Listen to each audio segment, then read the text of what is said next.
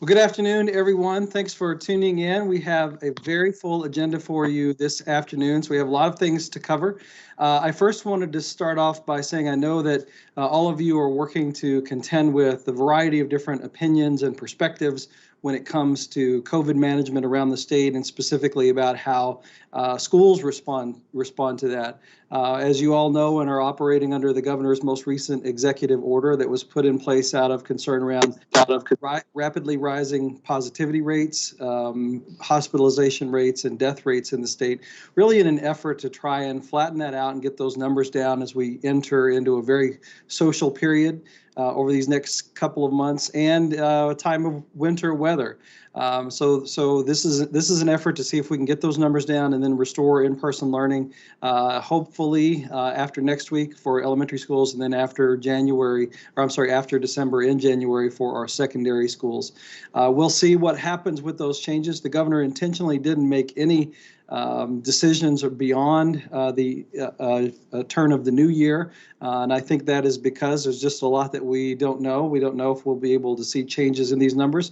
And we're seeing, honestly, some encouraging news out of international systems that are operating with in-person learning under higher positivity rates. And so that was always a question: would our mitigation standards hold up under high levels of community transmission rates? That we have some early evidence from places like France that appears to be true. We saw the New York City system indicate that they were opening their elementary schools up in spite of higher positivity rates, and so those are encouraging news to think that our mitigation efforts can withstand those higher positivity rates. We'll see what happens with that, and we've also got good news on the horizon when it comes to the dissemination and availability of a vaccine coming up. Dr. White's going to be on to talk with us about that.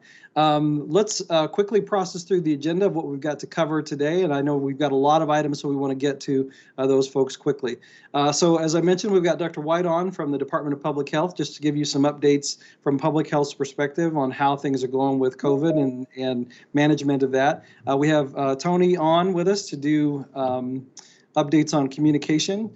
Kelly's going to be on with Lauren Moore to talk a little bit about that targeted support guidance, how you might bring small groups back. We've had a lot of questions around that is allowable in this period that we're in right now, so some questions around that. We're going to talk about distance learning resources with Veronica Sullivan. Mickey's going to be on to talk about professional learning standards. David Cook's going to talk about daily participation. Marty Park is on to talk about professional learning for digital learning, just an update. And then we've got updated FEMA guidance and new COVID relief funds. Robin Kinney, Associate Commissioner, is going to be on to talk about that. And then once we get through all of that, we'll have time for questions and answers at the end. So we have a lot of items, a lot of stuff to cover with you today. We'll try to keep these items concise, short, direct, so that we leave most of our time just for that conversation at the end. With that, Dr. White, let's turn things over to you for your update. And I know that you have to go on to another meeting relatively quickly, so we've moved you up front. And I just want to say thank you for your flexibility with that. And if we have questions that come up later that are specific to public health that we're not able to answer from the KDE side, we'll take those questions down and give public health an opportunity to answer them, and then circle back and send that back out to superintendents across the state to make sure that those are answered. But with that, Dr. White, let me turn things over to you. Well, thank you, Commissioner, and I thank you so much for the flexibility. I need to hop off for an ACIP meeting. That's the Advisory Committee for Immunization Practices. It's the CDC a body that looks at vaccines. So they're meeting this afternoon from 2 to 5 to look the first vaccine, the Pfizer vaccine, has not gone through the FDA approval process yet, but the ACIP is trying to get ready. So as soon as the FDA gives an approval, it will go to ACIP for recommendations of how this vaccine will be rolled out. So it's really critical that I be at that meeting, but I had an obligation to you, and I wanted to honor that because y'all have been such wonderful hosts to allow me to come and become a part of your world. The first slide, though, it has nothing to do with COVID, and I just wanted everyone to know that today is World AIDS Day. World AIDS Day started in 1988. I had just started clinical practice in Frankfurt in 1988, but had lived through my medical school and residency dealing with this mysterious disease that we didn't know what it was. It scared us. It scared our patients. It scared our patients and our fear for our babies.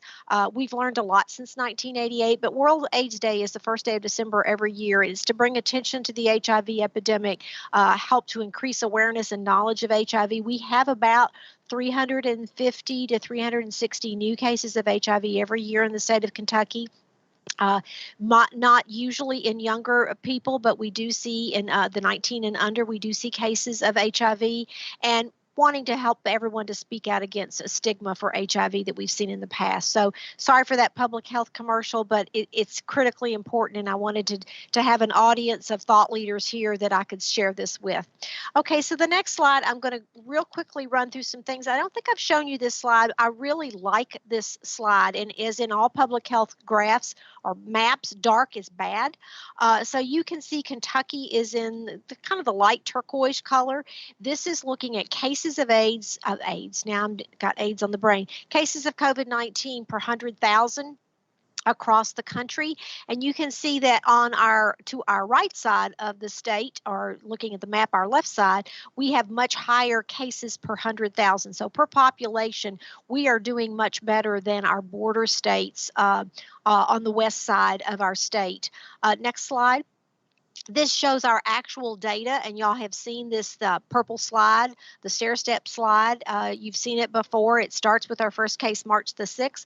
But if you go all the way to the right, you can see that last week, and a week in this slide is Monday through Sunday, that we had a few less cases this last week than we did the week before. As much as I would like to celebrate that, I am concerned that that is because laboratories were closed Thursday, Friday, and Saturday of last week. And so we do not know if that drop in numbers has to do with the labs being closed. But whether it's 18,825 or 20,514, it is starting to stretch our healthcare system. That little 2,116 you see at the very far right, those are cases from yesterday that are showing up on the slide. The next slide is also something you may not have seen me show you. This is a website called 91divoc. That is COVID-19 spelled backwards. And the plan is to flip COVID-19 on its head and help us to overcome this particular infection. You can see that we have magnified the screen so you can see Kentucky, and you can look under there and see other states. Kentucky is about in the middle. I think I counted 21 states underneath us that have fewer cases per population than we do in Kentucky. The next slide, however, does show that Kentucky, even with our large healthcare system, our healthcare status of people with chronic disease and cancer, we are about 10 from the bottom as far as the number of cases of COVID-19 that go on to a death. So it's just to give you kind of a status of where we are in Kentucky and how well our healthcare system has done in helping us with those who are infected to be able to go home. Long-term side effects, we don't know long-term side effects because we haven't had the infection long-term enough to even know that. The next three slides I'll go through rather quickly, but these slides show you, and if you've watched the press conferences, you've seen those. Back up just one more time, sorry. The first slide is all of the patients in the hospital with COVID-19, according to hospital census that they report to us every morning. So this slide starts in August on the left, August the 1st, and goes all the way through until November the 30th, yesterday. So you can see that around September the 26th, about 2-3 weeks after we had what I call the exacta, which was the Derby and Labor Day on the same weekend, cases started going up and continue to go up. The next slide shows you COVID-19 admissions into the ICU. So these are not just sick patients, these are really sick patients. And then the next slide shows you that very same time frame, but it shows you the number of COVID-19 patients on ventilators. All of this to us in public health is very chilling. So that's the stage that we're at right now, and we'll, as we always, will continue to monitor this daily. The next slide I wanted to show you is a snapshot of what the new reporting for other district staff. So Adair County, God love their heart. My mother grew up in Adair County, so since y'all are you always are the ones that's the example. But this is an example what an Adair County district staff would look like.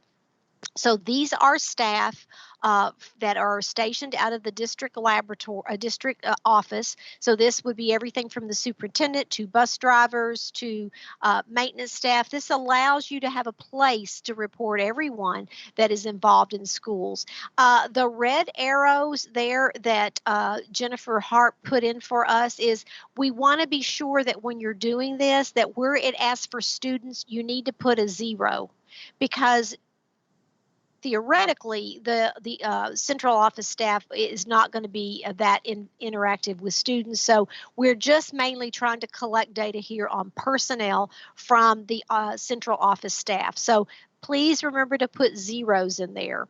The other thing that we agreed on, because it was, again, very difficult to, we did not want to make this hard. So we're just asking people to put virtual. The main reason that data is collected is it has to do with getting the pandemic EBT. So when we're measuring numbers for the pandemic EBT, we're going to take this data out anyway. So just for simplicity's sake, put hybrid for all of these central office or district office staff, and also please be sure to remember to put 0s in there. The next slide shows how you would find this on the website. So you would go to the drop-down box that you see when you see where it says Team Kentucky and K through 12 school COVID-19 self-reporting on the next slide, Tony. And that shows you how you can do the drop-down box. Just as you look for any school, you can look for what would be called, and for this example, Adair County district staff. And so that will report 0s for students, but it will be a way to track staff. And the arrow she has there on the right, and I say she, Jennifer Harp was going to be here today to talk about this, but unfortunately, she got called to another meeting as well. And we tried to give a description of what school district staff would be. So I hope that covers everything that we wanted to cover for this phase of COVID-19 self-reporting by the schools. And thank you so much for doing that. I want to let you know that to talk about vaccination, as I said before we got on, I just spent about an hour talking about vaccines to local health departments, and most of my answers were, we don't know yet, because until the FDA does their emergency evaluation of the data from Pfizer, which is the first vaccine that has been putting themselves out there for evaluation. They are going to evaluate the scientific data, and then the ACIP that I told you about that I'm going to be joining this afternoon is going to be helping us with allocations and how we're going to allocate that. Right now, we thought we were going to get a certain amount of vaccine, but it turns out it's going to be a little less than 40,000 doses. They gave it out by population. They did not factor in severity of disease, rate of infection, rates of death. They strictly went by population. So whenever the FDA and the ACIP approves the vaccine, we are expecting to get it within days. And we are expected by the federal government to start vaccinating people. So it will all of the vaccine itself will be free. HRSA is going to cover anybody that is uninsured. It will not be for children at first because it has not been authorized or approved for children, but certainly your staff will be the ones that will be interested in this information. And so we're going to take our flu outreach, that foundation we already have, and try to build on that for COVID. So the first vaccine that's coming out, the Pfizer vaccine, is the one that has to be kept in an ultra cold. This is 140 degrees Fahrenheit. So when we send it out, it will go to facilities that have that type of cold storage. And the vaccine itself comes in what they're calling a pizza box. It has 970 doses in this one pizza box. Once you take it out of that cold storage, that is packed in dry ice, you have 5 days to use that in your vaccination. So it's going to be, the logistics are going to be very interesting as to how we're going to get this out to as many people as we can by the hierarchy. And I think you all know that Phase 1A is going to be healthcare providers as well as residents and healthcare providers in long-term care facilities. So with only 40,000 doses, we're going to make a start. But we don't know when the production is going to bring us more doses. It's important that you know that this is a 2-dose vaccine, both the Pfizer and the Moderna. The second vaccine, which is something that you can keep at room in a regular refrigerator. So we'll be probably sending that out to more rural areas where there's not a facility that has one of those ultra cold freezers. So we're working on the logistics. It's hard to make plans for logistics when you don't know what the vaccine is and you don't know how many doses you're going to get, and trying to figure out storage. But we have systems in place that we're working on. So not that you'll be doing vaccinations at your school, but I wanted you to be aware that all of those wheels are in motion right now. And we are very excited that we are going to being able to send a light at the end of the tunnel with some vaccinations. But it is critical that everyone understands this is not touchdown, game over. Once the vaccination starts, all of the mitigations, hands, face, and space, is going to still be important until we get a large percentage of our population vaccinated. So I appreciate all the hard work you all are doing. I know you have just gone over and above trying to get your mitigation processes in place. And hopefully this will be a way for us to be able to see an end to this pandemic soon. Soon meaning soon.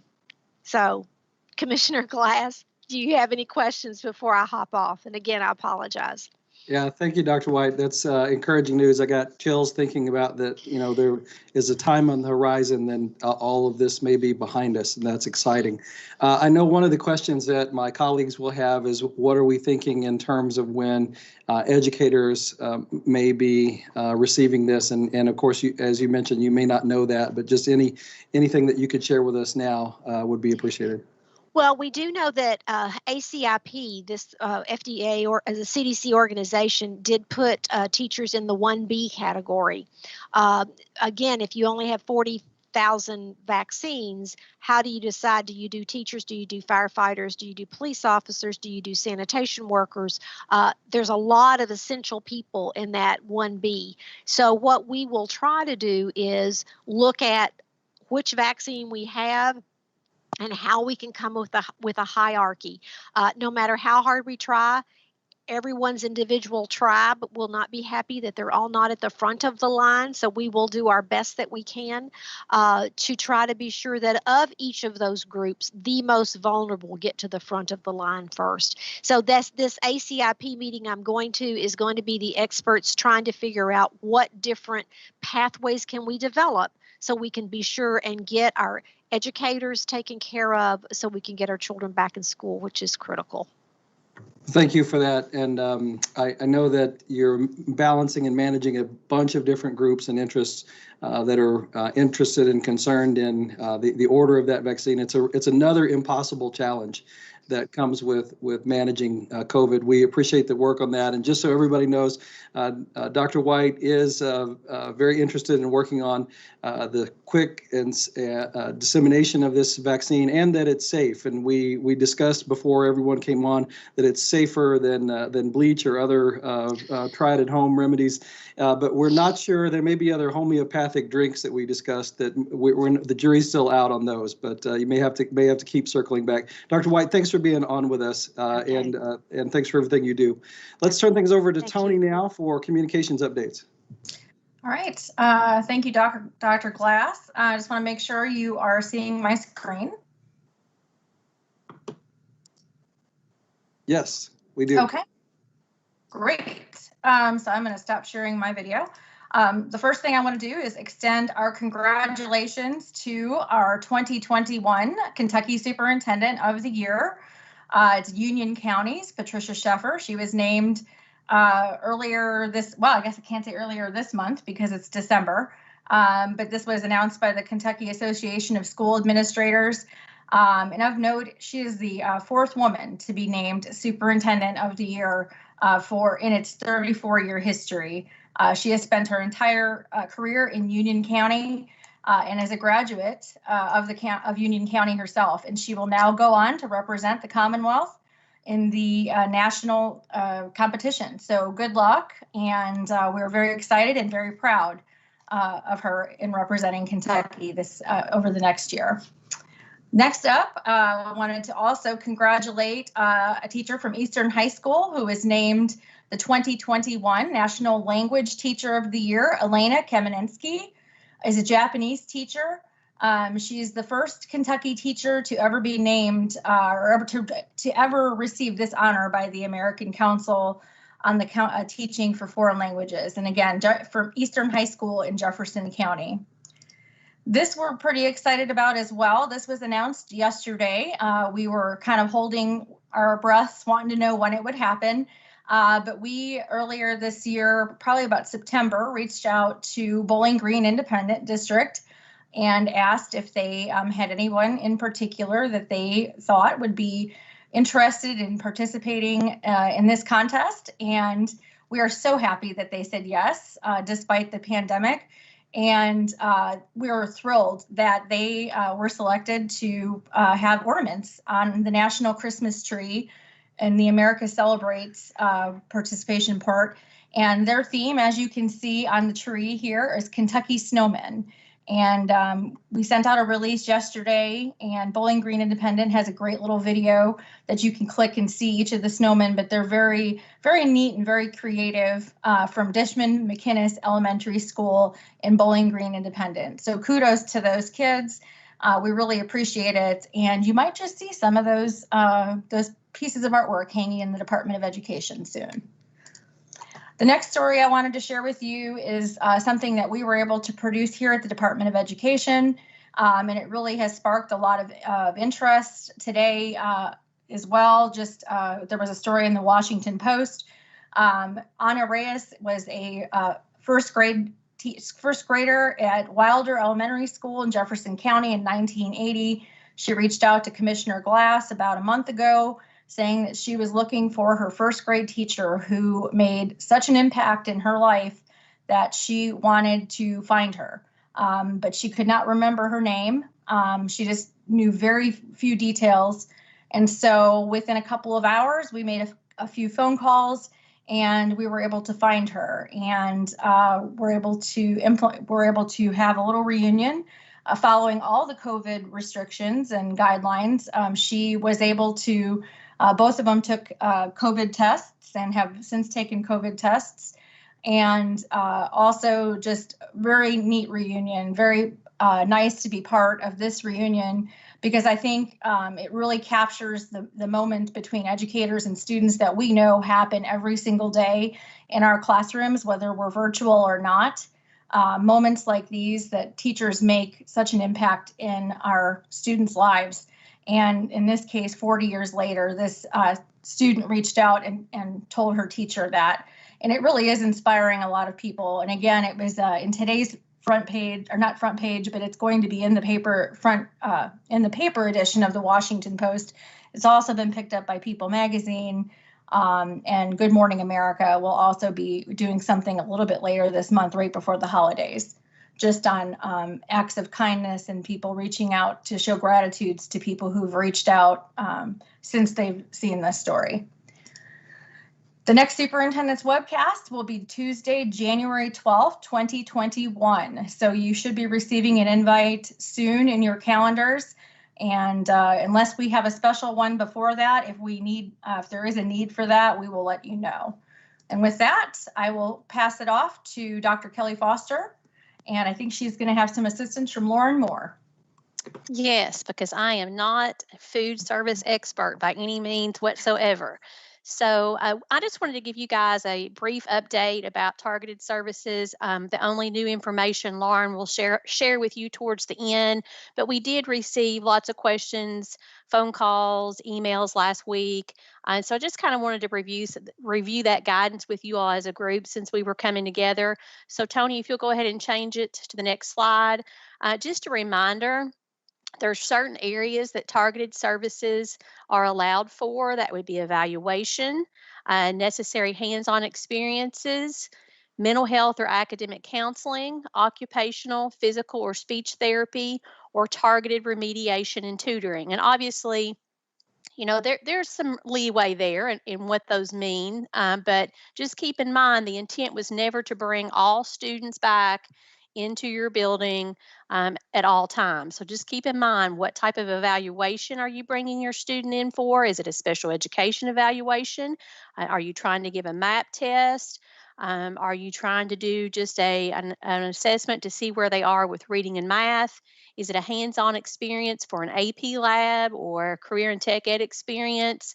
Is a student needing some sort of counseling service, some sort of additional therapy, OT, PT, speech therapy, or remediation and tutoring for a specific area? And keep in mind, the targeted services is 2 hours at a time, and the intent is not to deliver primary instruction, just those areas above. Next slide, please. As always, the Healthy at Schools document that can still be found posted on our COVID-19 page. Those 5 areas from day one that have been part of our Healthy at Schools: the social distancing, the cloth face coverings, the screening and school exclusion, the sanitation and environmental factors, and the contact tracing. Please keep all 5 of those in mind as you're bringing people in for the targeted instruction. Next slide, excuse me. The attendance cap. A school should not exceed a total school capacity of 15% of their usual student building capacity and have no more than 15 individuals in any class at any given time. So you would have a ratio of 14 students to 1 instructor, and had a really good call last week from a superintendent about that 15% of their usual student body capacity. And he was just trying to follow the rules. And so we kind of had to talk through that because we hadn't looked at that number specifically, but that's 15% of the student building capacity of your building.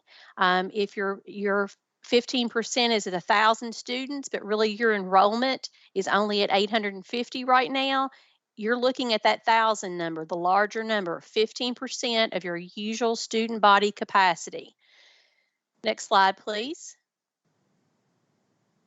Things to avoid: primary instruction, providing childcare services, allowing large crowds, providing access to playgrounds or social spaces, hosting assemblies, providing welcome tokens when they come back into the building.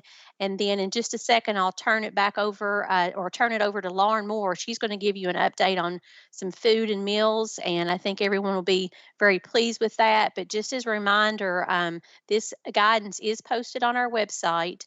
A new document was posted today, or has been sent in to post it. I'm not sure it's up 100%, but it has today's date on it.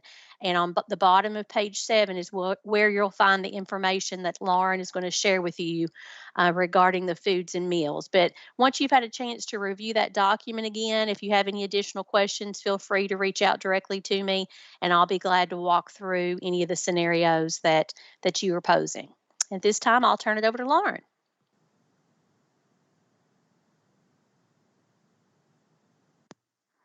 Good afternoon, everyone. We've received several questions regarding providing food service for small targeted instruction groups. It is recommended to continue providing meals in a to-go style to be consumed off-site. However, if you find that you need to provide meal service when students come into the building, you may do so in a grab-and-go format. And what this means is a bagged breakfast or lunch meal that the student takes to the classroom with them. If your district chooses to do this, you should ensure that all the health and safety measures are observed that Dr. Foster's already mentioned. And then a second thing that you need to consider is, does your district have measures in place to avoid duplication of meals? And what this means is that if your district is providing multiple meals, multiple days of meal service at one time for families, but some students in those households attend school in person and receive a meal or meals at school, districts must have a process in place to ensure they are not providing duplicate meals. So, for example, you cannot provide breakfast and lunch meals for a student for the entire week on Monday and then feed that same student in school one or more days throughout the week and claim all of those meals for reimbursement. Due to this, it may be necessary to adjust your meal service, or many districts have implemented a meal ordering system so they know which children are receiving meals.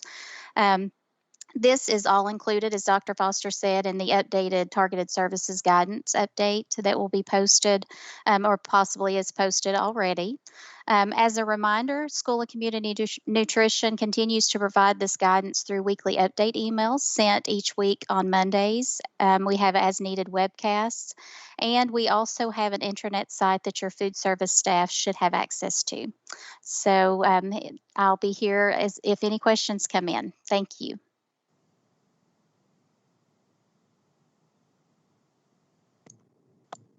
Okay, thank you, Kelly, and thank you, Lauren. I think we're now going to shift to Veronica Sullivan to talk a little bit about distance learning resources. Veronica, are you on?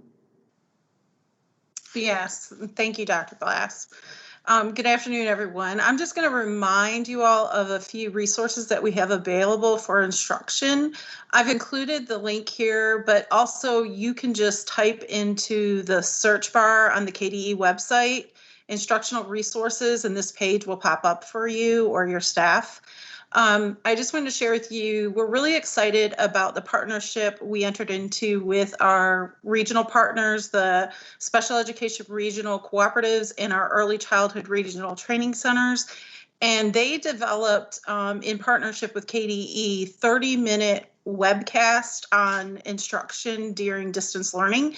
And these are really quick, brief, concise webcasts that your staff can access at their leisure. And it does include topics not only strictly about academics, but also about behavior in distance learning, progress monitoring during distance learning, and especially with our young learners, our preschool students, family engagement and activities that can be done in the home. So we encourage staff and districts to really try to access that resource. We also have available guidance on virtual IEP meetings or ARC meetings, we call them in Kentucky.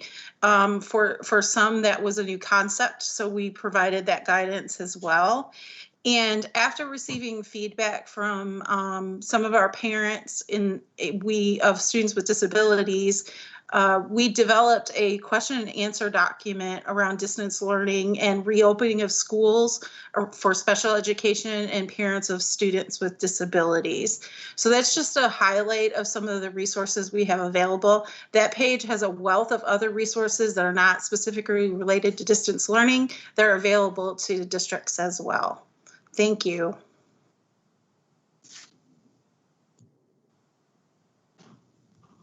Thanks so much, Veronica. And now, Mickey, are you on to talk about professional learning? Yes, I am. Thank you. Thank you for allowing me to be here today. I am here representing the Office of Teaching and Learning, and specifically the Division of Program Standards. And I want to highlight today two sets of resources that are available for professional learning during the fall. And so if we can go to the next slide, please. The first is the Fall Teaching and Learning Professional Learning series entitled Eliciting Evidence of Learning. And this is not new information to you, it's just a review. So there are 4 primary modules that are under this fall series. And the first one, the Comprehensive Balance System of Assessment. In that one, participants learn how the full system works together to support student learning, including the different types and purposes of assessments, but also the appropriate use of data. In the one that was released in October, the focus of that module allows teachers to think about building a culture of formative assessment practices in the classroom. And so we're hearing a lot of comments about the need for student engagement and how to formatively assess where they are and where students need to go. And so this module allows support around that. And it also allows for participants to take a closer look on developing student ownership.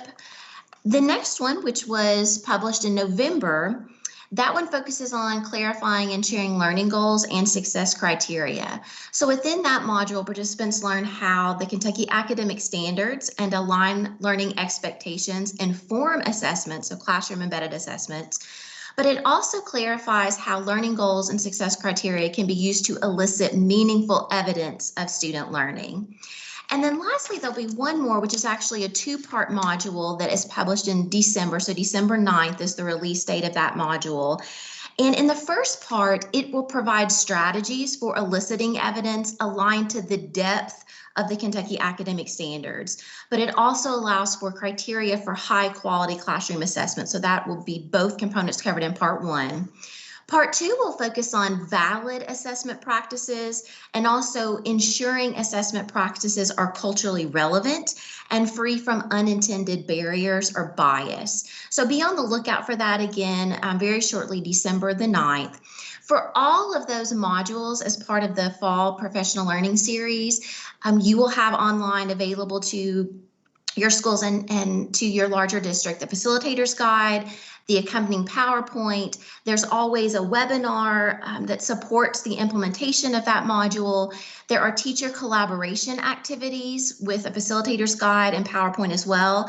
And then there also may be a family guide or a teacher checklist. So there are a lot of resources that are available to support schools and districts around implementing and learning through those modules. The second piece is the Distance Learning Playbook, and that's an online book study. And this, frankly, is probably the most applicable to our time of hybrid learning to virtual and in-person learning. So this is a self-paced study, and it is coming to a conclusion as of December 16th. But I wanted to bring it up to you because when the study is concluded, there will be an asynchronous study plan that will be published for schools and districts. So this is something that you may choose to utilize in the spring or in the summer, even in the fall of next year.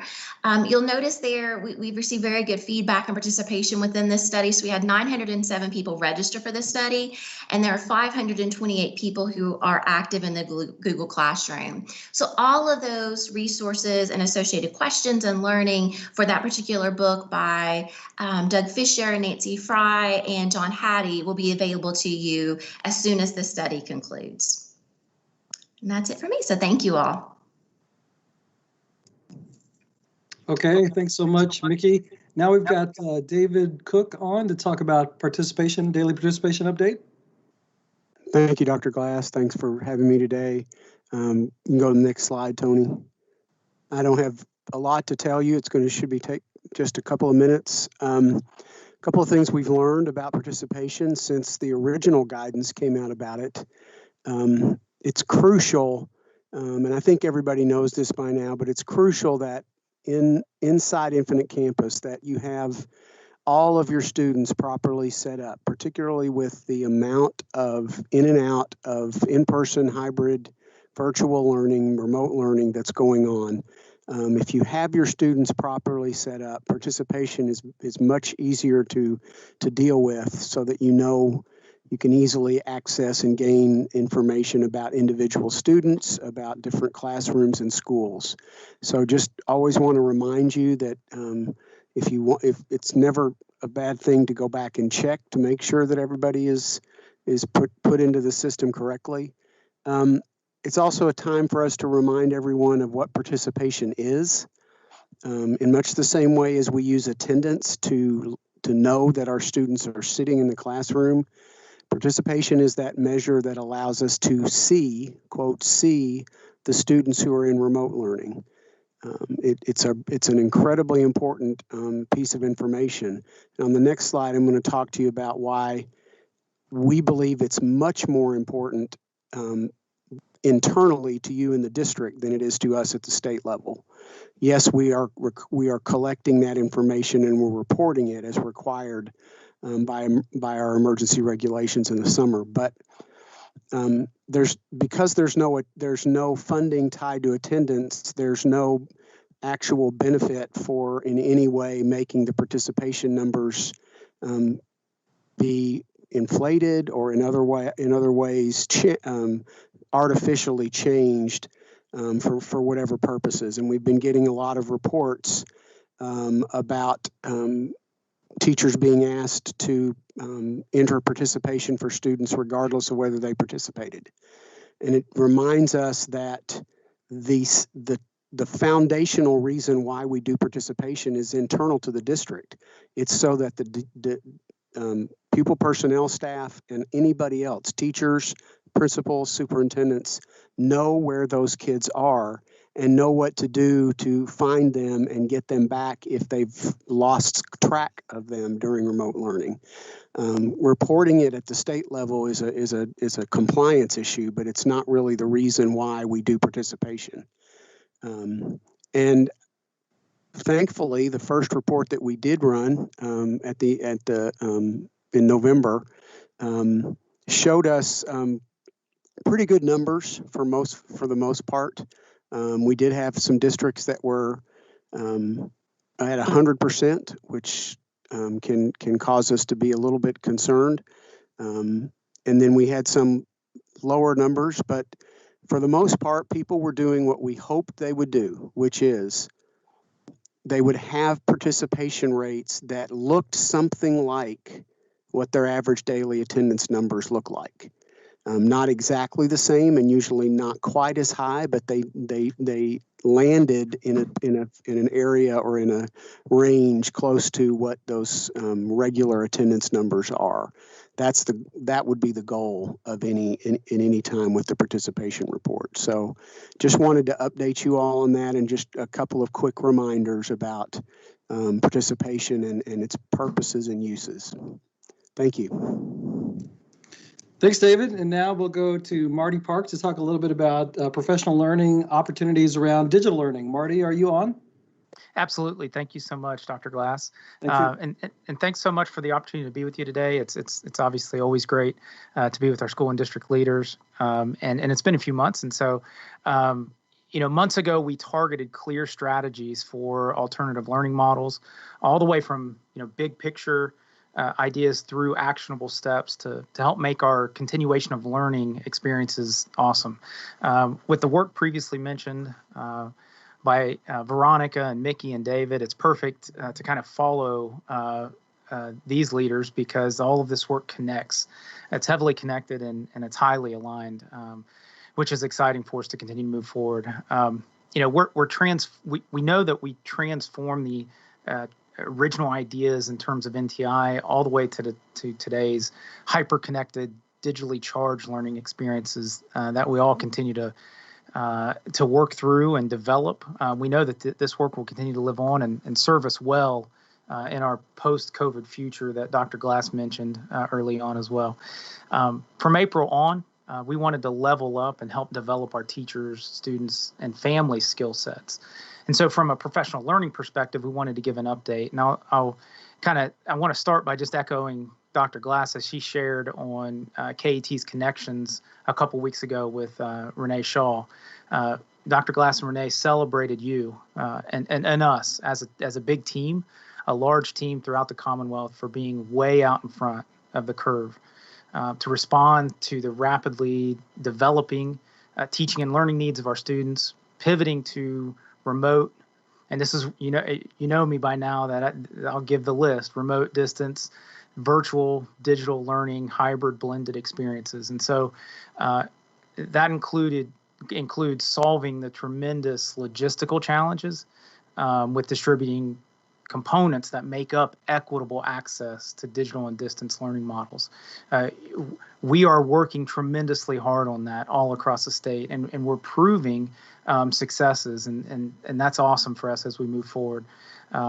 So definitely pat on the back and hard work to our school and district leaders specifically, and really targeting our teachers as we develop those, continue to develop those learning models. I also want to point to Dr. Woods Tucker and Mickey, who shared in a national meeting just last week, and our teamwork approach to focusing on equity of access issues, including access to great high quality content and instructional materials.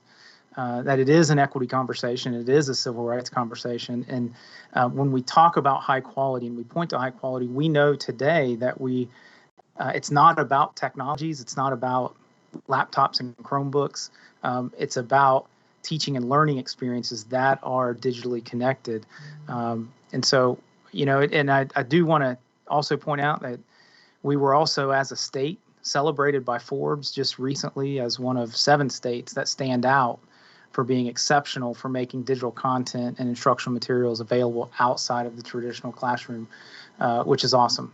So we know that we're nowhere near perfect, and connecting and interacting with our most at-risk students continues to be one of our targeted challenges, but we continue to make strides, and that's the update I wanted to share today. If you can, look at this, just share a couple points from a professional learning perspective. Again, highly connected to Veronica and Mickey's share, but our digital learning design labs that were funded with our education cooperatives as leading partners have been successful, and they continue to live on, and we will continue to develop on the work in those digital learning design labs. Just as a nudge, that idea started with developing sustainable and scalable strategies at the regional or co-op level to then bring home to each and every district and then to each and every school. So that scalable approach, we've had over 1,500 leaders participate since August in those digital learning design labs. It was never intended to be a one and done kind of event. And so they continue to develop at each co-op level, and we're going to continue to support those. The 4 digital strategies that we've put together and worked feverishly throughout the state to continue to develop local partnerships, we're going to continue to develop on those strategies. They've been successful, and we have a lot of engagement in those 4 strategies, and including our toolkit for remote learning. Has continued to have activity. And if we could look at the next slide, please. So one of the most exciting parts of the work that we started early on this school year, and it continues to develop, is our digital learning coach network that is continuing to develop with full-time or part-time or stipend roles and positions that our team from KDE and are supporting from a network approach. We developed the stipend match program, which right out of the gate, we quickly had about 50 districts take part in. And again, this is a stipend match program where we're going to help you stipend a digital learning coach position, which we strongly believe in, and continues to prove out that in terms of digital learning and working with teachers on a day-to-day basis to develop instructional strategies with technology integration at its core, delivering through digital tools and resources, that digital learning coach approach is working for us. So we've had 50 plus districts already receive that match. It's a very clean and efficient process. If your district has not received that funding, then please reach out to us. We do want every single school district to participate in that stipend match program. As I mentioned, it already has expanded the digital learning coach network tremendously. And this is the people side of the equation that we need. So when we talk about our 4 big strategies, and there's access with devices and internet, which has been awesome to see us close that gap to where we now believe we're around 3% of our students who still need internet access away from or beyond the school campus. We're going to continue to work on those components from a technology and distribution perspective. But the people side of the work, from a professional learning perspective, is where we develop the high quality work and engagement and interaction with our students. And then finally, the work in partnership with Associate Commissioner Akers and Jenny Ray, and our partnership with our educator licensure and effectiveness team and our P-Through project. We've had over 200 school leaders who have attended and worked through virtual sessions and virtual coaching sessions targeted at digital learning and digital leadership through our remote, hybrid, and blended experiences. So, Dr. Glass, thank you so much for the opportunity to share an update. We're going to continue our work as hard as we can and meet all of our districts where they are. Thank you. Thanks so much, Marty. And then finally, we've got Robin Kinney on to provide a little update on FEMA dollars and new COVID relief funds. Good afternoon, everyone. It's a pleasure to be with you. And Tony, if you can go back to the prior slide, because I don't have a slide exactly for FEMA, but just wanted to talk to local superintendents a little bit about where we are with FEMA and what we see happening. I've had an opportunity to talk to some of you personally, and I've also talked to many of your finance officers. And let me start with an appreciation for the work that your finance officers, of course, do every day, but they have really tried to work hard on behalf of their local school districts and students to seek all opportunities under all the available fund sources. And one of those, of course, is FEMA. You're trying to really stretch your dollars as far as they can go. You've got some challenges in, some things that can only pay for certain things. And then you've got challenges really not knowing exactly when the pandemic is going to finish. So I really want to compliment your finance officers in doing a good job trying to make these dollars go as far as they can. If you can remember, we've had folks from Kentucky Emergency Management that have participated in some of our superintendent webcast, as well as meeting with our finance officers in separate webcasts. And they talked to us early on about FEMA and how this may benefit our local school districts. Then we got into September. I know lots of your districts were working on collecting invoices and filling out applications and really trying to be thorough as they were directed by FEMA through Kentucky Emergency Management. And in September, the guidance started changing a little bit.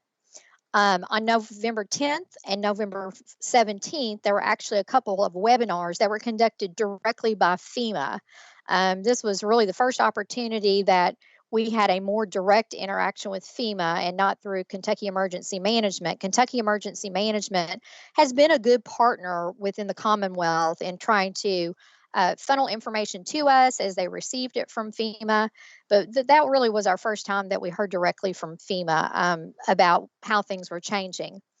And as we learned and listened from FEMA, I just feel that I, as well as other representatives of the Commonwealth, were a little disappointed in what we believe to be kind of a change in representation or a change in what we thought districts may have an ability to seek reimbursement for.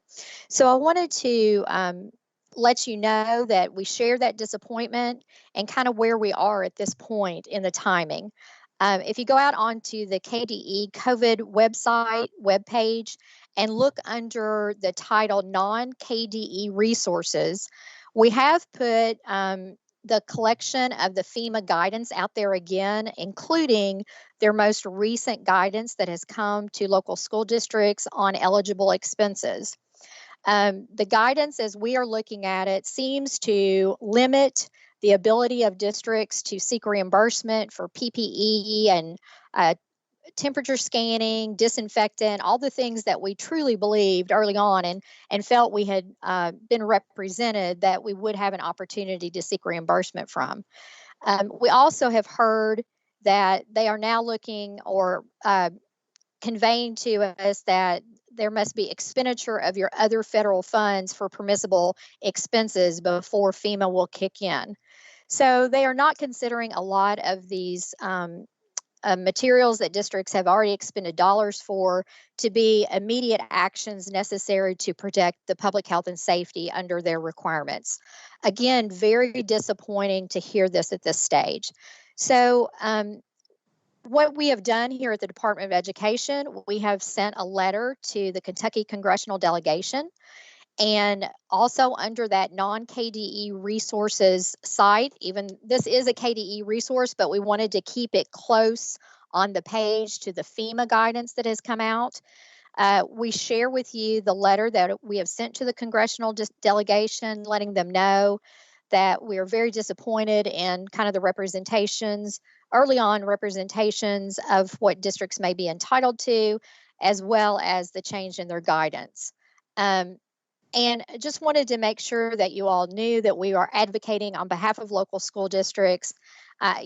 Just like the crystal ball is foggy in so many cases as it relates to the coronavirus pandemic, this is another one of those things that I don't have a crystal ball to say what's going to happen, but wanted to share our sympathy and empathy at this point, I guess, with what we are hearing out of FEMA at this time. And of course, if we hear from either congressional delegation or from FEMA officials on anything that might change in this capacity, we will certainly let you know.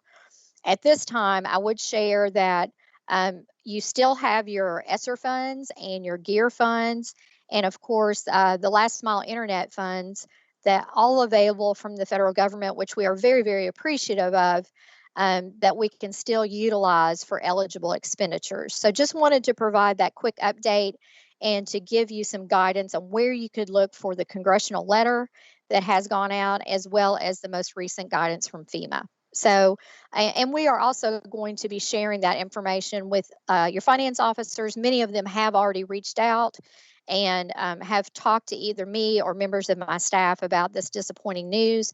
So we will catch the rest of them up on our webcast with finance officers a little later. Tony, if you can go to the next slide, please. The other item that I want to share with you today, and to seek your assistance, because we're going to need your assistance with this one. I'd like to talk to you about the Coronavirus Relief Fund and some funds that are being made available to local school districts. If you can remember, I think at the last superintendent's webcast, and I like you, probably my days and weeks and months are getting a little mixed up, but we talked about a presentation done by the Office of the State Budget Director at the last Appropriations and Revenue Committee meeting.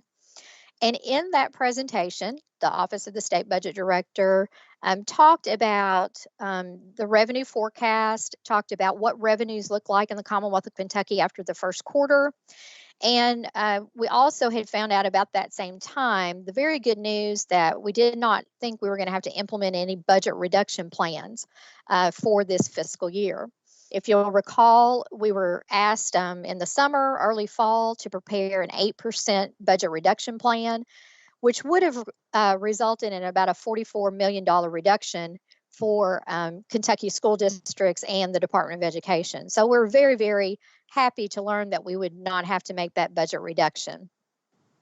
In the budget director's comments to A&R, he also referenced, an opportunity that the Office of the State Budget Director had learned more about some more flexibility for federal dollars, and indicated that based upon that, they were projecting also a smaller revenue shortage. So again, those pieces of information shared with A&R. So in order to avoid implementation of the proposed budget reduction plans, the Office of the State Budget Director is making available $130 million in the CARES Act coronavirus relief funds to local school districts. Now, these funds are under the administration of the Office of the State Budget Director here at the Commonwealth, with oversight by the U.S. Department of Treasury. So just to now talk about practically how this is going to work, and we're going to disperse funds to the local school districts. We're going to use the December SEEK payment, which is what we send out. In fact, we'll be sending that out this week. You should have payment by Thursday or Friday. This time, your December SEEK payment is going to look a little different. We're going to use this as our process to also disperse the coronavirus relief funds. So each district will receive coronavirus relief funds. We are taking into consider, as we make these allotments to each district, two primary things. We do have $130 million that we're going to disperse across, so every district will get some coronavirus relief funds dollars. And then also, one of the requirements about the of this fund is we cannot expend more than $500 per student. So each district cannot receive any more than $500 per student. The $130 million, of course, does not go that far so that for every student you would get that amount. So we've had to kind of adjust that as far as the amounts that will go out to each district. So there will be that amount from the Coronavirus Relief Fund. Then there will be, the remaining will be in general fund SEEK dollars. I've put on there minus exceptional child on, just to really convey to you all that we are not touching the exceptional child add-on line items in SEEK.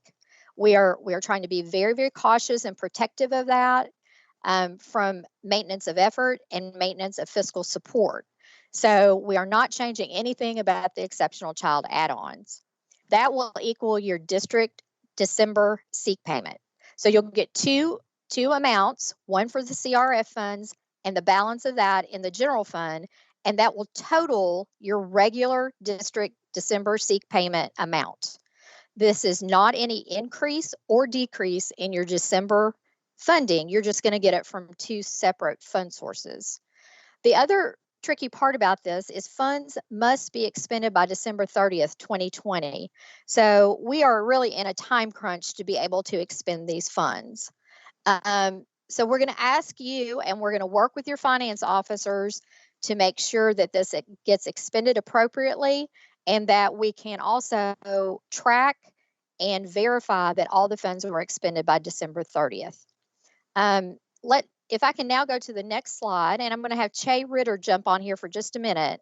And I know this is a little difficult to see, at least for my old eyes, but Che's going to walk through what your SEEK calculation sheet will look like and what you and your finance officers will look for when you're coming up to the total of your December SEEK payment. Che, let's turn it over to you. All right. Thank you, Robin. Of course, my eyes aren't very good either, so I'm going to have to squint a little bit to see this. But this is what you see in front of you is the usual one-page SEEK calculation, which is on our website. And conveniently, this has just been updated to include the dollars that Robin and I are discussing right now. So if you go to our normal SEEK webpage, there will be a couple of new links on there, but this will be on there. Where you see it sort of highlighted in black, this is where you'll see the adjustment. And to be clear, this adjustment, you'll see a negative number there. You're going to get a check for that amount separately. So as you know, you normally get a SEEK check, a Tier 1, a transportation. You'll still get those, but you're also going to get an additional payment that you normally would not get. And this is the CRF funds. And for example, I'll give you a real live example here, and we'll pick on Adair County again. They're going to get around $649,000 in CARES Act funding sent to them in a separate check, and they'll see that same amount being adjusted in SEEK. And these payments should be reaching you, I would say, by the end of this week. What is today? Tuesday, so probably Thursday or Friday, I would guess.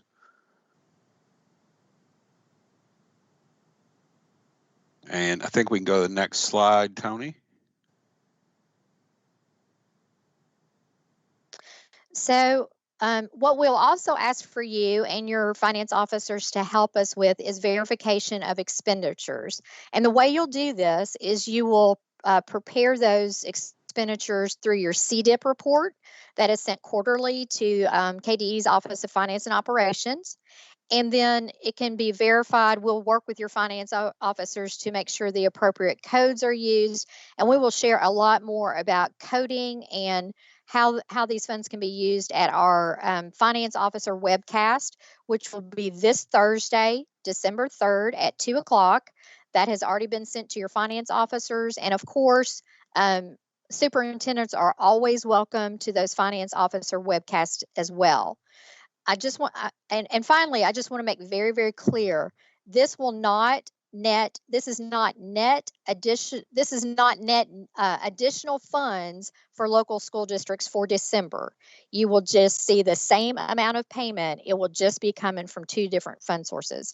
So, and the reason for this is really to help avoid that budget reduction plan. It is not new net money on top of what you already received. So I'm going to pause there for a minute and see if we have questions. Che and I are both on the line, and we'll try to answer as many questions as we can.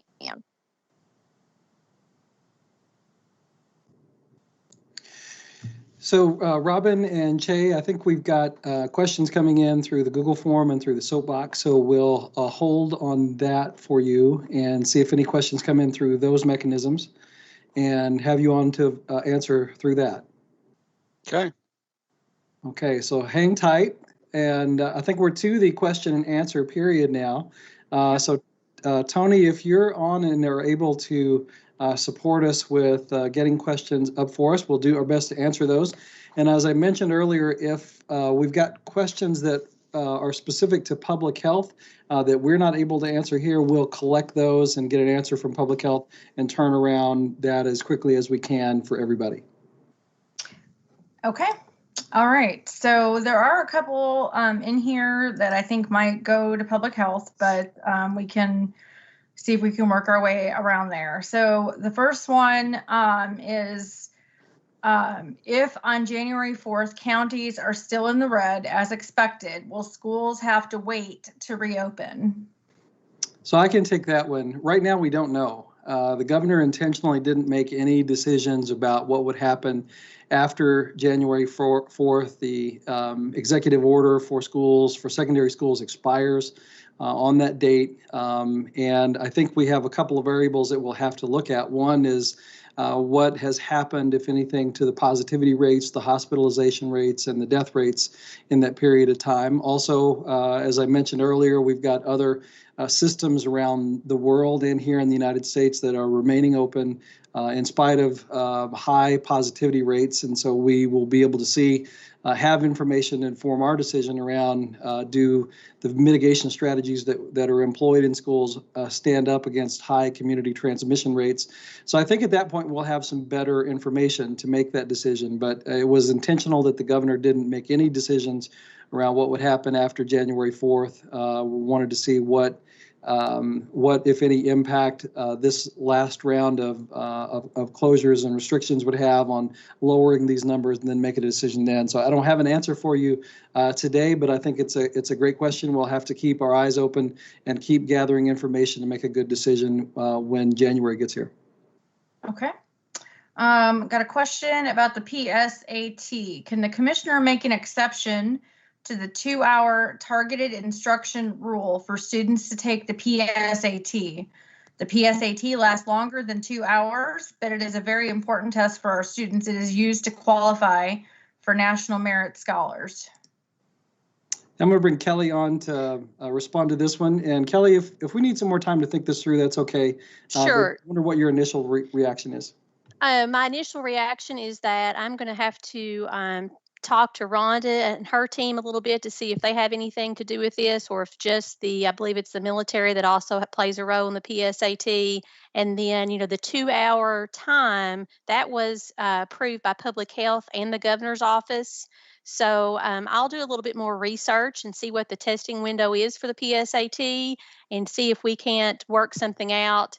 That may look different. In the past, I know that sometimes that test is given like you bring kids into the lunchroom and you try to spread them out, or you've got, by individual classrooms. So let me work on that, and I'll get something back out to you guys in just a couple of days. Okay, thanks, Kelly. We appreciate that.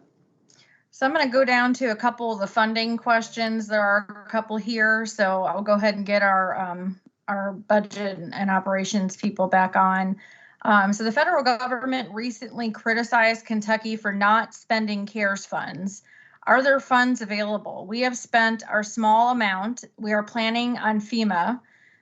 We're planning on FEMA and not sure how we will recoup the almost millions needed to reopen, including emergency subpay. So what? I'm sorry, I didn't get the question out of Are that. there more funds available in CARES funds? I guess is the question. They've spent their small amount, and they want to know if there's more available. At this point in time, the funds that have been made available under CARES Act are the ESSER funds, the GEAR funds, the last mile internet funds, and now we are receiving coronavirus relief funds. But I would admittedly, that is not a net new dollars for you, since we are basically using that as part of SEEK. So those So, are the funds that are available right now.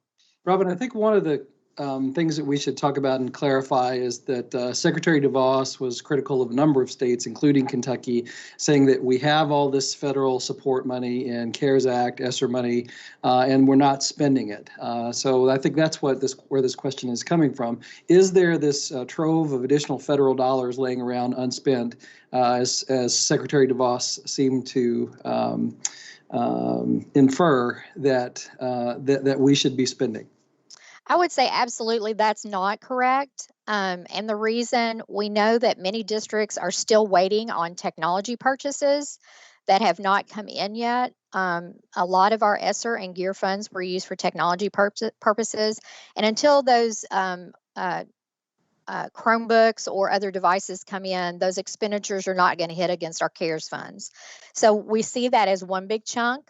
I do think, in defense of the districts, the other thing is they were counting on FEMA dollars to be reimbursed. And so many districts were strategically thinking about, I'm going to seek reimbursement from FEMA, and then anything that they do not cover, I'll have my CARES Act money to be able to reimburse for. And so now they're hearing this different news on FEMA, and that will require districts to look at all their other fund sources to seek reimbursement for those expenditures. So understandably, there is this belief out there that there's a lot of money just kind of sitting, and for Kentucky public school districts, I don't think that's correct. So, and just sort of to opine on this for a minute, Secretary DeVos seems to be saying that states, including Kentucky, we have all of the money that we need, and we just have these dollars sitting around. What she fails to understand is that there is a sequencing and use of dollars that is strategic, that the state and the districts are using in how we're applying federal funds. So the drawdown of that and the use of those funds is made more difficult by the restrictions that are put in place on them by the federal government. So if the secretary is upset at the pace and the way these funds are being spent, it's their rules. And to build on that, they've made that worse with all of the illegal steps that they've taken around the sharing of these dollars with private institutions that have resulted in court cases and then layers of court cases and reversals where we've had to issue additional guidance. And so I think that the Secretary and the U.S. Department of Education need to look no further than themselves for some of the problems that we're having in expending these dollars. But make no mistake, Kentucky's going to be able to spend our federal COVID relief funds, but that's going to be in a strategic and an orderly way. Okay. All right, Robin, follow up on that one. This came right after this one. Robin, are you saying that KDE is decreasing SEEK money in December and making up the difference with CRF, which is Corona Relief Funds, another acronym, or will we receive more total funds in December? You will not receive more total funds in December. The combination of the general fund SEEK dollars plus the coronavirus relief dollars will equal your regular monthly December payment. Okay, so then this leads to the next question. To clarify, of the 130 million CRF funds, school districts will not see any of these funds. They will see those funds, but it will come in the form of their December payment. It will not be a net plus dollars for them. Okay. All right. All right. And it looks like, so we're not getting additional help in CRF, just their normal SEEK payment. And the last part of this is, does it have to be spent by December 30th? It does have to be spent by December 30th, and we will work with your finance officers on some ideas on how to best do that at our webcast on Thursday at 2:00. Okay. Is CRF federal funds, do they have to go in Fund 2 for special revenue projects? And do we have to take out federal KTRS and health insurance percentages? I'm going to let Che answer the Fund 2 question. Yeah, so the Fund 2 is a yes. We'll have more detail on Thursday about how to spend this by December 30th. Okay. Let me see here. clarifying they will get no COVID relief funds using these funds in lieu of SEEK. So they're getting no relief for extensive expenses to reopen. Just a comment that the initial CARES allotment was minimal. Let's see. Going down. What will we use ADA or ADM this year when creating staffing formulas for our schools? We've taken that question. We're researching it right now. Kelly, I saw you pop up on the screen. I was going to say the exact same thing. We're So looking into that. We'll be able to post that answer. We're doing a little research on it first. Okay, great. Let me see. Can we please be allowed to use the quote last mile funds to pay for MIFIs for students after MiFis, the hotspots. MiFis. Sorry, I did MiFis. MIFIS after for students after January 1st. So we would love to be able to say, yes, you can do that. But those funds are also from the Coronavirus Relief Fund, and expenditures have to occur before December 30th of 2020. So we would love to have additional funds to be able to cover you for the rest of the school year.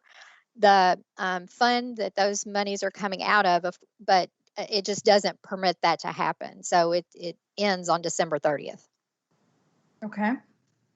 Are the CRF funds being used to supplant SEEK to offset the proposed 8% reduction? Should be no, because there is no proposed 8% reduction anymore, correct? Yeah, there's not an 8% reduction. Okay. Let's see here. All right, there's just more on the insurance. I think that works. If we have to recode. So if we have to recode our expenses to come out of CRF SEEK substitute, does that mean then we cannot submit to FEMA? If so, this is a hindrance. I'm not understanding that question specifically. I don't have a name on that question. So if we can get a follow-up on that one, if you can email. Yeah, and they're welcome to send that to me directly, and I'll follow up with them on that. That one sounds a little complicated, so. Okay. What will happen to the SEEK funds that are not paid in December? Will districts have access to the funds by other means? The only, they will stay in the SEEK appropriation because the only body that can do anything with those SEEK funds is the General Assembly. So it will stay in that appropriation, and but it will not come out as funds to districts in December. Okay, and then what happens if we can't spend the money by December 20th? I guess will we lose the CRF funds? Okay, go ahead. I think we will work very hard with your finance officers to inform of ways that you can expend those dollars.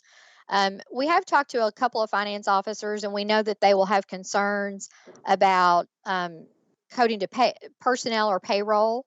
So we've already been talking about that. And we've also learned, of course, that some of you don't have staff on for the whole month of December. So we will try to create some good guidance on Thursday to help you all expend all those dollars. Okay. Is there any flexibility to use last mile funds? We cannot use ours under the current guidelines. In parentheses, nearly 100% of our students have internet access, but could certainly use the funds to help in other areas. I think those funds were allocated to the Department of Education to benefit local school districts to do that last mile piece to benefit students.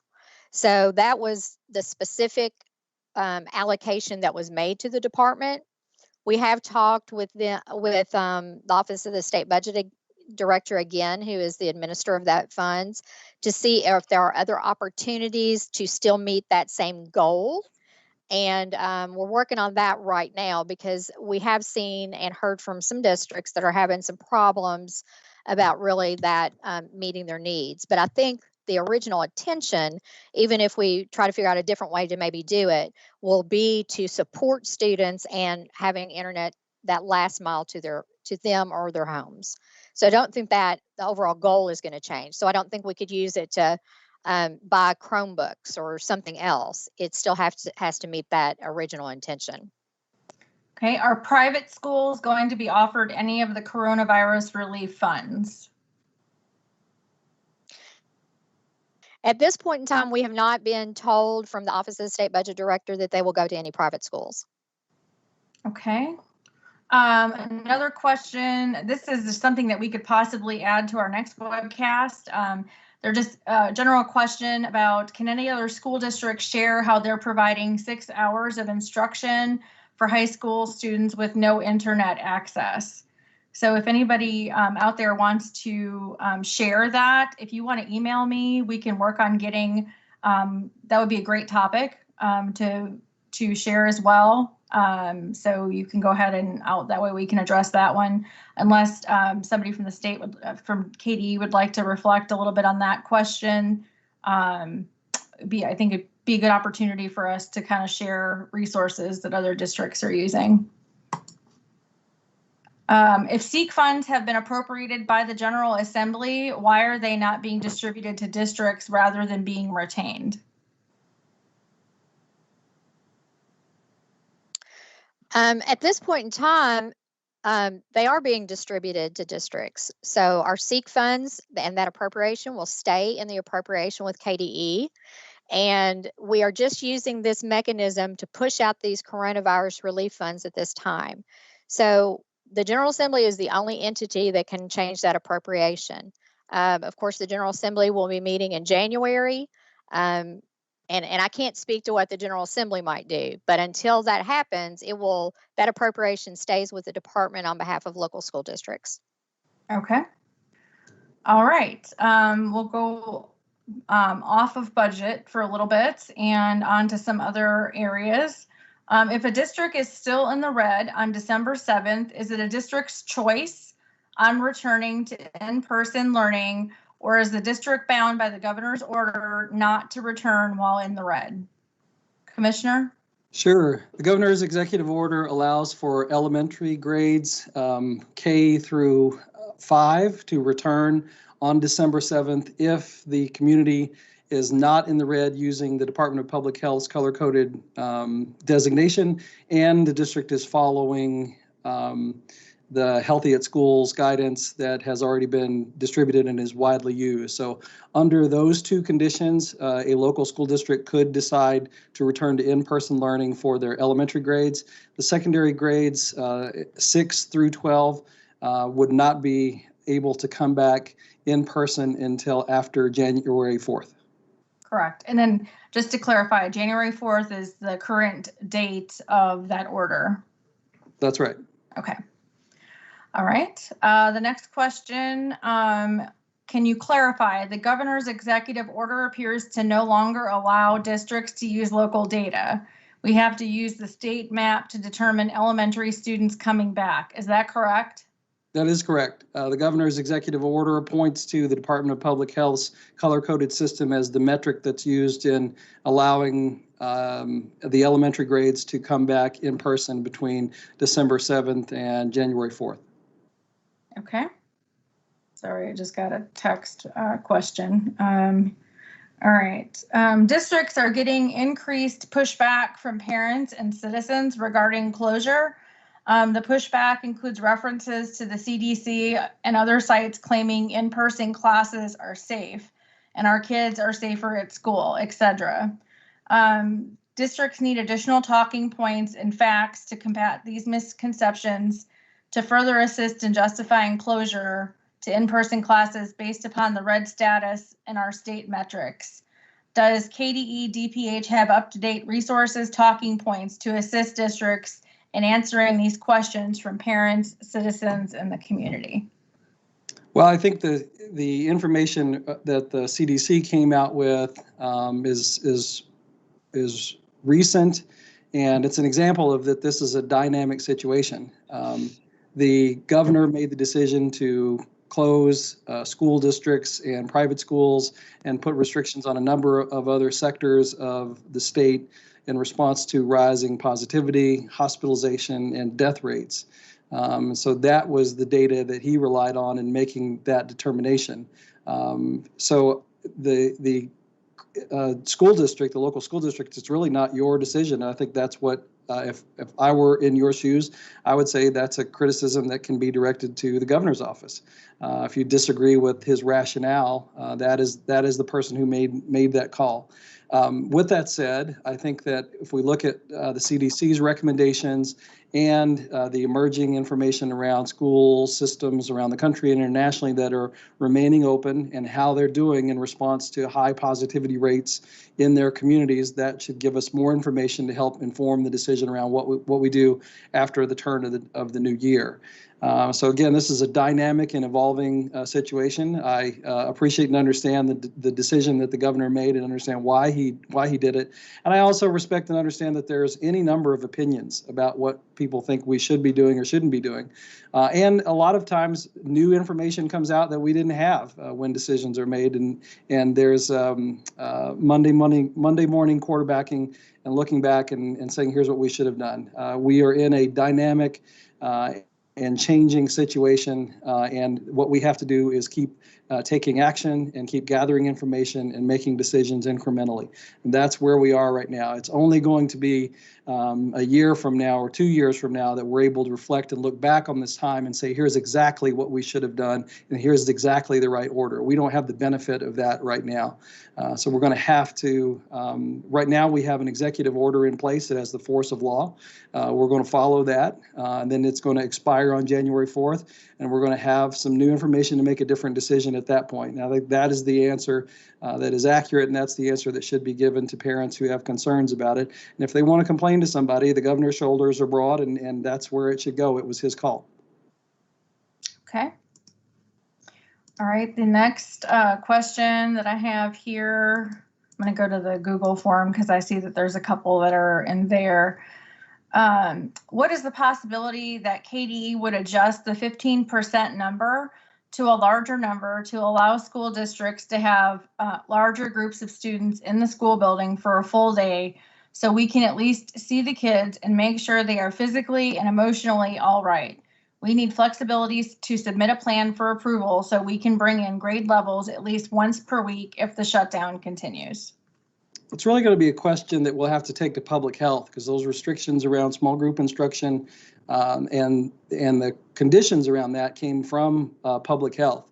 But I think we have to be cautious about trying to undermine those small group restrictions to the point that they're no longer small group restrictions. And then effectively, we're just returning 100% to in-person learning. So if there are specific changes to that small group guidance that are suggested, we are happy to take those to public health, talk with them about that and what the possibilities might look for them lifting or raising that in some form. But I think they're going to be asking questions about, is this just a way to circumvent the governor's executive order and the small group restriction?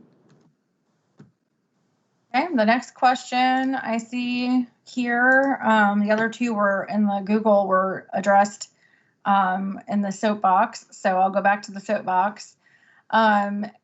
Is there contact tracing data that shows where the spread of the virus is happening? If not, do we anticipate having that data anytime in the future? I'm not sure if we're going to be able to answer this one. That's probably a question that we need to hold and take that to public health.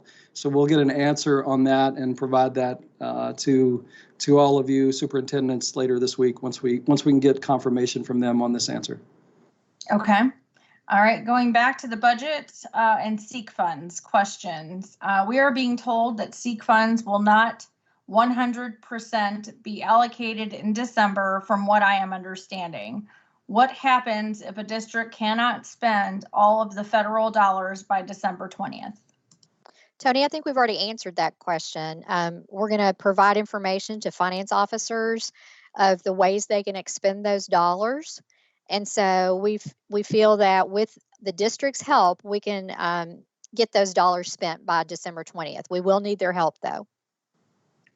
So wait for more information on that. after Thursday, Robin's going to be available to the finance directors in the state to provide information on how we can get all those federal funds expended. And it goes back to that point earlier around the restrictions around these funds, and there's a logical and a strategic ordering of how they are to be spent. And we're going to make sure, and Robin's going to make sure that we have a pathway by which we can expend these dollars and we're not sending them back. And as always, our superintendents are welcome to join in on those calls as well. Mm-hmm. David Cook, I think that this question is going to be for you on participation. The manner in which we have to record participation is very difficult, and having any one period count, or as having any one period count for participation inflates numbers. Can you address that?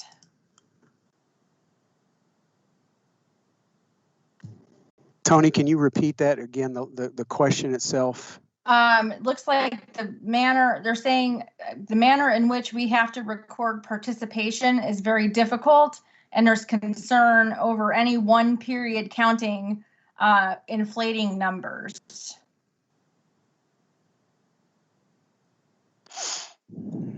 Should I ask for more information on that question? Well, I just, the primary reason for making it the requirement be a one time of day thing is so that students, particularly at the high school level that have multitude of teachers, we're not asking them to try to keep track of every single minute the student is involved in their learning. Just like with kids who are in person, we're only counting attendance, particularly for elementary kids, once a day.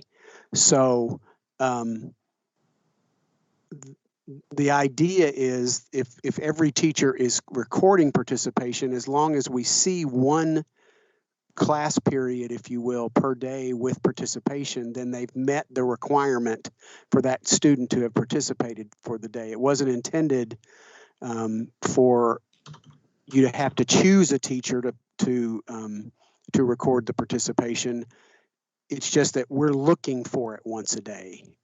Ideally, every teacher would be recording participation for every student that they have, and then there wouldn't be an issue of, okay, when we run the report, there's at least one mark, if you will, per day per student. So I guess if we need to get more information, and I can answer that a little bit more clearly, if the person will reach out to me personally, I can try to answer that better, but I'm not sure I understand what's wrong. Gotcha. Okay, so if that superintendent or person would like to email or reach out to David, we can, or follow up, we can do that for you. The next question is on the December ACT. Will the December ACT testing be permitted based on current restrictions? Does someone want to, I know that we provided that in one of our FAQs to superintendents. I'm not sure if you all saw that. Yeah, this is one that Kelly provided some information on, and I think it relates to school sites being used as ACT administration sites. And our response in a nutshell was you should treat it just like you're treating any private entity or outside entity that rents or uses your school space. So whatever restrictions that you have on any outside group should be in place for ACT renting or using your space for the test administration. I don't know, Kelly, you want to weigh in on that a little more? I remember that question, and I remember the response that we gave back. I mean, I think that's pretty much it in a nutshell, and I believe we'll have to go back and look. That went out in a document that Tony sent out to you all before Thanksgiving. And it was the day or two right after the governor had the executive order. So I can pull that response again and send that back to Tony so it can go back out this time as well. Yeah, check your inbox for an email from Tony with FAQs. It has information related to that question and the executive order related to that that really pertains to other sort of group gatherings. It was sent Friday, November 20th at 2:05 p.m. So if you want to check there, and if you didn't receive that one, just let me know, and I'll be more than happy to forward that one to you. The next question that I can find here is, can we get written guidance on how the coronavirus relief funds can and must be expended? I'm guessing that there will be some guidance coming. Robin, do you want to elaborate, maybe perhaps after the meeting on Thursday? Yes, we will provide guidance to districts. Okay. And we Alright. already have guidance, and so this will be additional. On the relief funds, correct. All right, let me look and see if there's any other ones that I have missed. Since we were ordered to close schools, parents have stopped reporting positives. So we have lost the safety measure of contact tracing and quarantining. Is there any way to address this issue in some way? Yeah, I think that's another question that we need to take to public health. It may be an unintended consequence of school closures, is that we are not getting the reporting to schools and the contact tracing that we had before. So let's add that to our list to take to public health, and then respond to superintendents with that information later. Okay. All right, let me look and see. There is another question in the Google form about the vaccine in terms of whether school administrators, instructional assistants, other people that are non-teaching be included in the front line along with teachers for the COVID vaccine, since they are there day to day. We can also add that one into the questions for public health as well. And I think that does it for the questions that I see at this moment. I don't know if there was another issue or something you want to talk about, and see if there was any other ones that come in. I know we have a few minutes left. I don't think so. David is on. I see David in our chat. You have some information around the last wired mile. Would you like to come on and talk about that? I know we had a couple of questions about the use of those funds. Sure, I was just quickly responding there. So this is something last mile beyond the school campus been tracking for a while. Of course, we've had all our school districts connected in schools and became the first state to do that in the 1990s. And it focused in on beyond the school campus for quite some time. And in March, that was approximately 9 to 15% that didn't have internet access beyond the school campus to do schoolwork. And we track that every month through your CIOs, your ed tech leaders, and your districts. And that's down to 3%. And we've even identified the districts that have the highest proportion of that. So we have about 628,000 of our 648,000 students that have internet access beyond the school campus capable of doing their schoolwork. And so we're working with the districts with those remaining 20,000, the variety of options that are out there. And we're also looking with another new option with Kentucky Educational Television, another way to reach a portion of those 20,000 students. It was talked about a little bit earlier with the last mile internet funds. That was an opportunity we became aware of in late August. And we knew at that time and announced every month, and we have a meeting every month with your ed tech leader. That's a live broadcast. We all do a summary, and we talked about up front that it had a December 2020 cutoff. It was specifically to try to reach, provide digital instructional content beyond the school campus. And unfortunately, it didn't go beyond that. But I'll channel Robin a little bit here.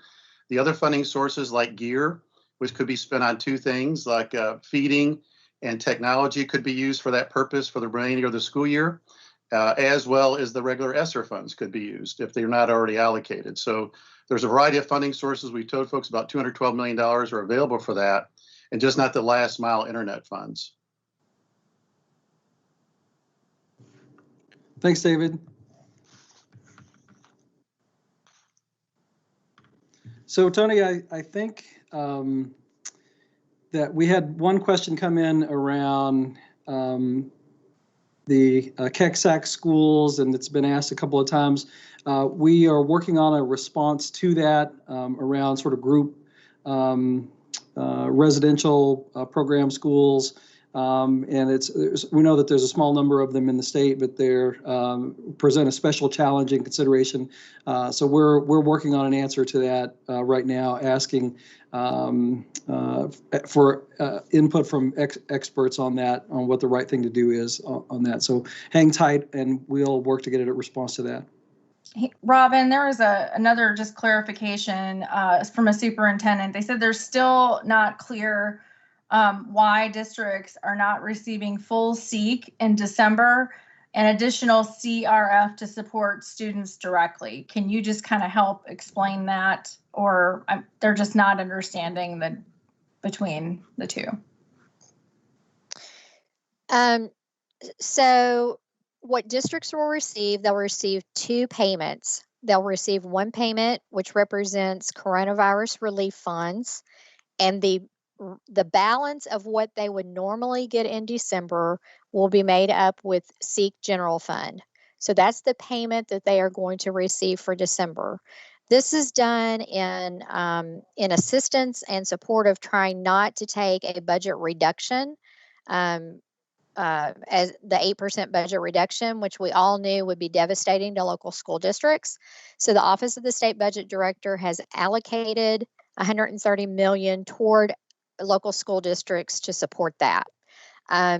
The appropriation of SEEK overall, of course, is made by the General Assembly.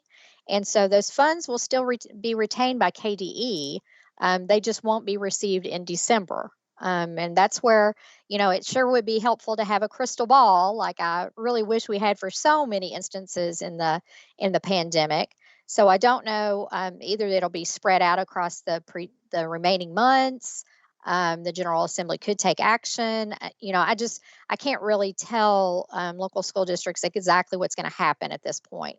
But we do know for December, you will get a full payment for December. It'll be the same amount that you get as a December monthly payment. So no net increase, no net decrease. It'll just come from 2 different fund sources.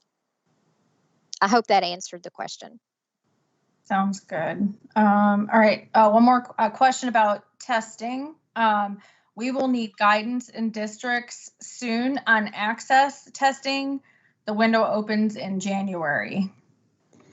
And we're working on a response to that. I think that our approach is going to be to push back the windows on that. We presently are one of the early states in administering access testing.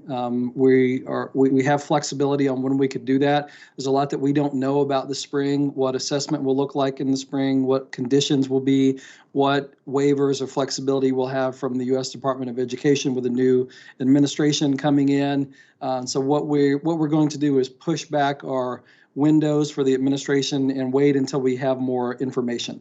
So it could be that we are administering those tests later in the spring. It could be that those tests are canceled and not happening, or that they're happening for a smaller, limited number of students that are able to come back for in-person testing. So still a lot that we don't know, but our strategy right now is to delay, wait, and have more information later. Okay. Looking to see if there's some other ones here. Oh, and Robin, the superintendent, said thank you that did clear that up. So they appreciate the clarification on that. You're welcome. They're wondering one last question on this FEMA. So going back to you, Robin, since FEMA is now different, couldn't they use CRF to make up the difference in what they have had to spend? Yes, and we'll be exploring that with your finance officers, all the eligible expenses of that. One of the things that we continue to hear from local school districts specifically is about like food service and, the yeoman effort that districts are doing to continue to feed our students. So that's another thing as we're talking about where you're still seeing some shortages in some of that, whether it's food service delivery or packaging or anything like that. So we'll talk about that more on Thursday, but yes, that is a possibility. Okay. All right. That pretty much does it for the questions today, Commissioner.